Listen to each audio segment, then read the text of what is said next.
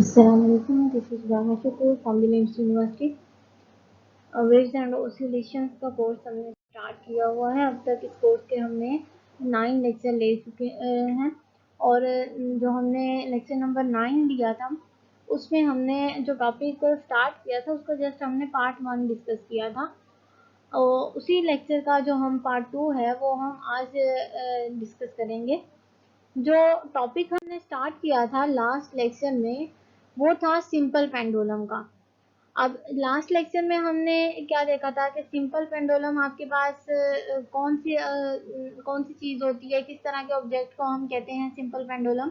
तो उसमें मैंने आपको बताया था लास्ट लेक्चर में कि एक फिक्स पॉइंट के साथ अगर आप थ्रेड की मदद से किसी भी हैवी ऑब्जेक्ट को हैंग कर देते हैं तो इससे हम कहते हैं ये हमारे पास एक सिंपल पेंडुलम है। तो ये हमने सिंपल पेंडुलम की थोड़ी सी अरेंजमेंट और इसकी डिस्क्रिप्शन देखी थी लास्ट लेक्चर में। फिर हमने देखा था कि सिंपल पेंडुलम में जब हम इसे मूव करवाते हैं अपनी एक्सट्रीम पोजीशन पर ले जाकर इसे छोड़ देते हैं, फिर ये वापस मीन पोजीशन पर आता है और अगेन एक्सट्रीम पोजीशन पर जाता है, तो हम यहाँ से कैसे प्रूव कर सकते हैं कि इसका जो एक्सेलरेशन है वो उसकी डायरेक्शन क्या है, वो किसके प्रोपोर्शनल है। तो वहां से हमने प्रूव किया था अपनी यही सिंपल पेंडुलम की ही अरेंजमेंट को लेते हुए हमने प्रूव किया था कि ये जो इसका एक्सेलरेशन है, एक्सेलरेशन को हम कैसे डिफाइन करते हैं, rate of change of velocity.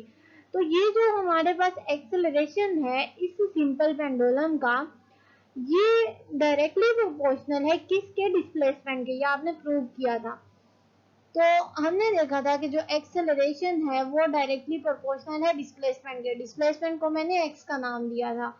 तो यहाँ पर आपके पास x के साथ साथ नेगेटिव साइन भी था, मतलब एक्सेलरेशन जो है वो डायरेक्टली प्रोपोर्शनल है नेगेटिव ऑफ द डिस्प्लेसमेंट। इसका क्या मतलब हुआ कि नेगेटिव ऑफ द डिस्प्लेसमेंट का, कि एक्सेलरेशन जो है वो डायरेक्टली प्रोपोर्शनल है डिस्प्लेसमेंट के लेकिन टुवर्ड द मीन पोजीशन है। मतलब हमेशा यहाँ पर हो सिंपल पेंडुलम, यहाँ पर हो, इसके जो डायरेक्शन होगी एक्सेलरेशन की वो हमेशा अपनी मीन पोजीशन की तरफ ही होगी।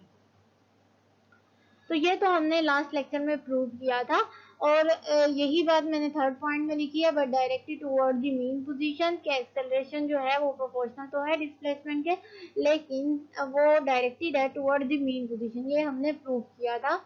तो आज हम उसी टॉपिक को कंटिन्यू करेंगे जो हमारा लास्ट लेक्चर का टॉपिक था सिंपल पेंडुलम।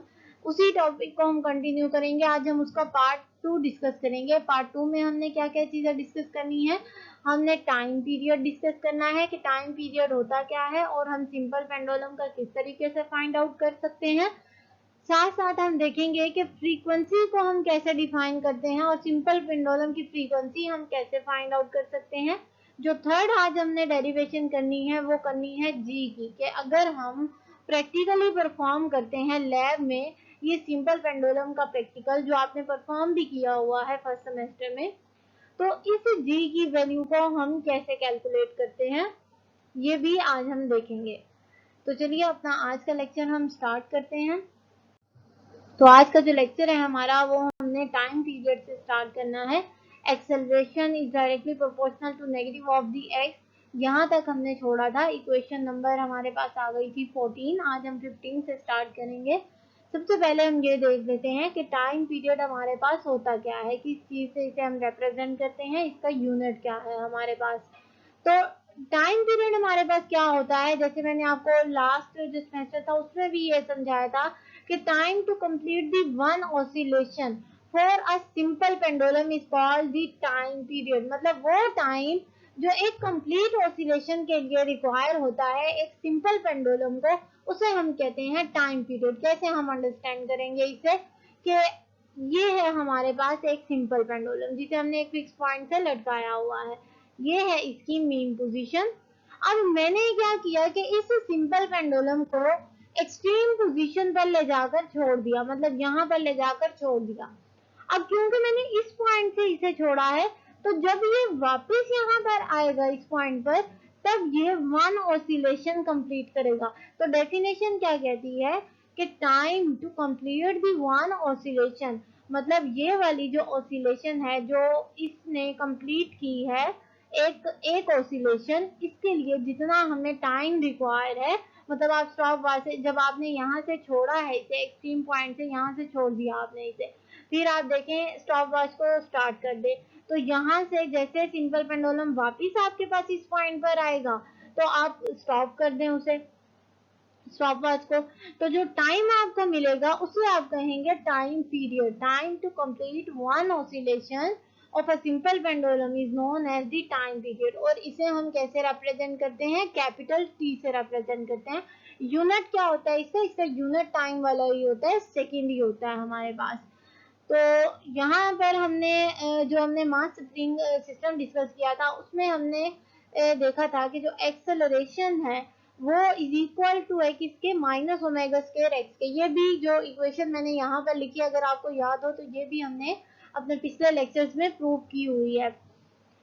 तो अगर एक्सेलरेशन यहाँ पर इस इक्वेशन 15 के अकॉर्डिंग ये माइनस ओमेगा स्क्वायर एक्स के इक्वल है, तो हमने तो पीछे प्रूव किया है इक्वेशन नंबर 14, 13 और 12 में कि जो एक्सेलरेशन सिंपल पेंडुलम का आ रहा है वो minus G X by L के इक्वल है। तो इसका मतलब ये दोनों तो एक दूसरे को कॉन्ट्रडिक्ट कर रही हैं, यहाँ पर इसके इक्वल है, यहाँ पर इसके इक्वल है, तो हम क्या करते हैं, इन दोनों को कंपेयर कर लेते हैं। कंपेयर करके हमारे पास क्या वैल्यू आ जाएगी, यहाँ पर देखें इक्वेशन 15 से मैंने ये वाली वैल्यू इधर पुट कर दी, इक्वेशन 16 से मैंने ये वाली वैल्यू इधर पुट कर दी, नेगेटिव साइन नेगेटिव से कैंसिल आउट हो जाएगा, एक्स एक्स से कैंसिल आउट हो गया, बाकी क्या बच गया आपके पास, यहाँ से बच गया जस्ट ओमेगा स्क्वायर, ये मैंने यहाँ पुट कर दिया। और राइट हैंड साइड से आपके पास क्या बचा, जी बाय एल, ये मैंने यहाँ पर लिख दिया। इक्वेशन नंबर 18 आ गई हमारे पास, जिसमें हमने दोनों एक्सेलरेशन जो हमने पहले कैलकुलेट किया था उसको और जो हमने लास्ट लेक्चर में कैलकुलेट किया था उन दोनों को कंपेयर किया। कंपैरिजन करने के बाद हमें वैल्यू मिल गई omega square is equal to ji by L. अब आपने देखा होगा कि हमने बहुत सारी कैलकुलेशंस में ओमेगा को जी बाय एल के इक्वल प्रूव किया, पुट किया था, तो हम उसका भी आज प्रूफ देख लेंगे कि omega is equal to ji by l के इक्वल कैसे है। हमने omega square is equal to ji by l के इक्वल तो देख लिया इक्वेशन नंबर 18 में। तो अब हम अगर इस स्क्वायर को खत्म करें तो हमारे पास क्या वैल्यू आ जाएगी, यहाँ पर देखें ओमेगा आ गया मेरे पास square root g by l, और यही जो अप्रोक्सीमेशन है omega is equal to under root g by l, यही हमने बहुत सारी कैलकुलेशन में पुट भी की है। तो आज हमने इसको प्रूव भी कर लिया कि ओमेगा इस वैल्यू के इक्वल कैसे होता है। तो हमारे पास इक्वेशन नंबर 19 आ गई। हम फाइंड आउट कर रहे थे टाइम पीरियड की वैल्यू। अब टाइम पीरियड का आपको फॉर्मूला पता है कि टाइम पीरियड का फॉर्मूला हमारे पास होता है t is equal to 2 pi by omega, ये मैंने इक्वेशन 20 में मेंशन कर दिया। अब ओमेगा की वैल्यू तो हम ऑलरेडी इक्वेशन 19 में फाइंड आउट कर चुके हैं। तो अब मैं क्या करूंगी कि यही जो वैल्यू जो मुझे इक्वेशन 19 में मिली है इसे मैं पुट कर देती हूँ किसके अंदर, इक्वेशन 20 के अंदर, तो मुझे मिल जाएगी इस टाइम पीरियड की वैल्यू। तो अब सिंपली मैंने ओमेगा की जगह पर इसकी वैल्यू को पुट कर दिया, तो मेरे पास आ गई इक्वेशन नंबर 21। यहाँ पर देखें जस्ट t जो है एज इट इज, 2 पाई भी मेरे पास एज इट इज आ गया, जस्ट ये जो ओमेगा था इसकी जगह मैंने ये वाली वैल्यू पुट कर दी है जो हमारे पास ये थी, मैंने इसको 1/2 करके लिख दिया है, सेम मतलब है दोनों का।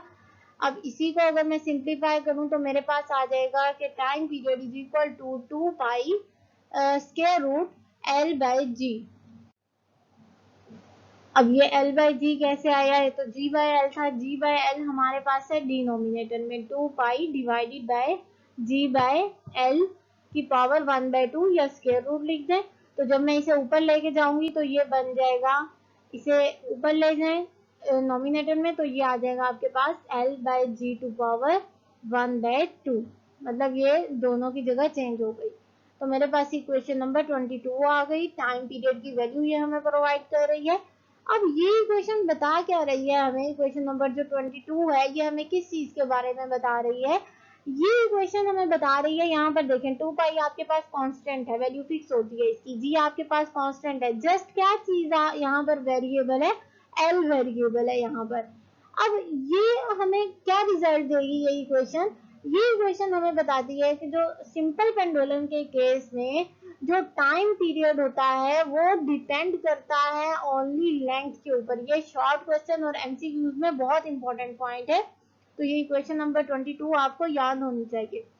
कि जो टाइम पीरियड है सिंपल पेंडुलम में वो जस्ट डिपेंड करता है लेंथ के ऊपर, टाइम पीरियड डिपेंड नहीं करता मास के ऊपर, टाइम पीरियड डिपेंड नहीं करता एम्पलीट्यूड के ऊपर in case of simple pendulum.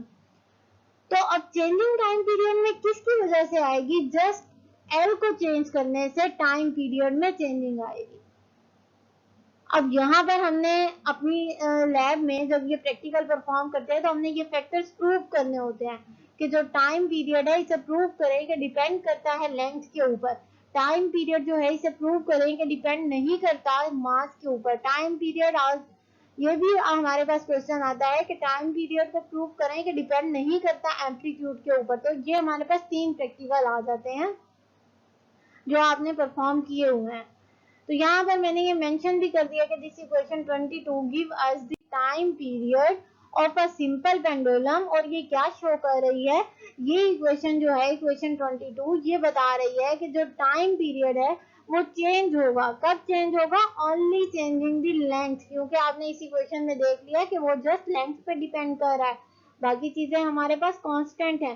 तो टाइम पीरियड जो है वो चेंज होगा लेंथ के चेंज करने से। और यहाँ पर मैंने क्या मेंशन कर दिया, of the string, length of the string, जो आपने स्ट्रिंग जिसके साथ उसे लटकाया हुआ है उसकी लेंथ जब आप चेंज करेंगे तब टाइम पीरियड चेंज होगा। बट द टाइम पीरियड, लेकिन जो टाइम पीरियड है वो डिपेंड नहीं करता, will not be change by changing the mass or by changing the amplitude, will be independent of the mass, mass के भी independent है, amplitude के भी independent है। तो ये तो हमने डिस्कस कर लिया कि टाइम पीरियड की वैल्यू जो हमारे पास है वो क्या होती है, टाइम पीरियड किन किन फैक्टर्स पर डिपेंड करता है और किन फैक्टर्स पर डिपेंड नहीं करता। शॉर्ट क्वेश्चन के हवाले से कौन सा क्वेश्चन इंपॉर्टेंट है, एमसीक्यूज के हवाले से वो भी मैंने आपको बता दिया। अब हम चलते हैं अपने नेक्स्ट पॉइंट की तरफ कि हम फ्रीक्वेंसी को कैसे डिफाइन करते हैं।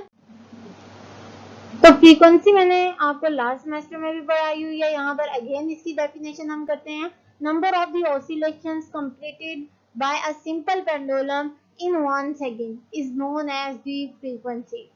मतलब 1 सेकंड में जो सिंपल पेंडुलम है वो आपको जितनी ऑसिलेशन दे रहा है उसे आप कहेंगे वो उसकी फ्रीक्वेंसी है। कैसे अंडरस्टैंड करेंगे इसे, let us consider that this one is the simple pendulum and this one is the extreme position. इस एक्सट्रीम पोजीशन पर मैंने इसे ले जाकर छोड़ दिया है, मतलब ये वापस यहाँ पर आएगा तो इसकी 1 ऑसिलेशन होगी। अब मैंने देखना है time is equal to 1 second. 1 second पर मैंने देखा कि इसमें मैंने इसको यहाँ इस पॉइंट पर ले जाकर छोड़ दिया, फिर मैंने एक टाइम नोट किया कि मैंने इसकी ऑसिलेशन देखनी है 1 सेकेंड में। 1 सेकेंड में ये यहाँ पर गया और वापस यहाँ पर आया, दोबारा ये यहाँ पर गया और यहाँ पर आया, मतलब कितनी ऑसिलेशन हो गई, 1 और ये 2 ऑसिलेशन हो गई मेरे पास। तो 1 सेकंड में इस सिंपल पेंडुलम ने मुझे कितनी ऑसिलेशन प्रोवाइड की, 2 ऑसिलेशन प्रोवाइड की मुझे। तो इसकी फ्रीक्वेंसी क्या होगी मेरे पास, फ्रीक्वेंसी इसकी आएगी 2 हर्ट्ज। तो इस तरीके से हम इसकी फ्रीक्वेंसी बताते हैं कि अगर हमारे पास एक सिंपल पेंडुलम है वो 1 सेकंड में जितनी ऑसिलेशंस कवर कर रहा है उसे हम कहेंगे उसकी फ्रीक्वेंसी, और इसे हम डिनोट करते हैं स्मॉल एफ से, कैपिटल एफ से डिनोट नहीं करते। इसका फार्मूला क्या होता है हमारे पास, रेसिप्रोकल ऑफ टाइम पीरियड। मतलब अगर आपको टाइम पीरियड की वैल्यू पता हो उसका आप रेसिप्रोकल ले लें तो आपको फ्रीक्वेंसी की वैल्यू मिल जाएगी इजीली। तो हम टाइम पीरियड तो ऑलरेडी कैलकुलेट कर चुके हैं। तो अब हम सिंपली ये जो हमारे पास फार्मूला है इक्वेशन 23 में, हम इस फार्मूले में पुट कर देते हैं टाइम पीरियड की वैल्यू जो हमने कैलकुलेट की थी।